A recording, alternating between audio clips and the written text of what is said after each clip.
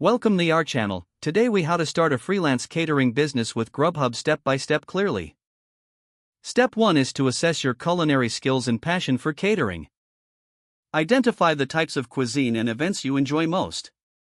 Create a business plan outlining your goals, target market, and services offered. Research local regulations and obtain necessary permits and licenses for catering. Decide on your pricing strategy by analyzing competitors and considering your costs. Source your ingredients and supplies from reliable vendors. Develop a menu that showcases your culinary creativity and aligns with your target market's preferences. Set up a Grubhub account to begin offering your catering services through their platform.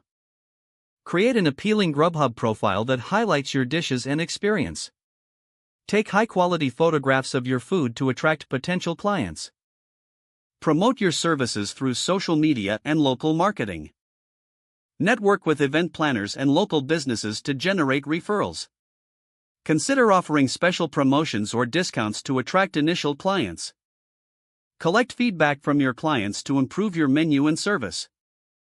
Continuously refine your business model based on market trends and customer preferences. Stay organized with scheduling, order management, and client communications. Monitor your finances and adjust your pricing and expenses as needed. Seek out opportunities for catering events and build a strong client base. Always prioritize quality and customer satisfaction to encourage repeat business. Evaluate your progress regularly to ensure your catering business grows successfully.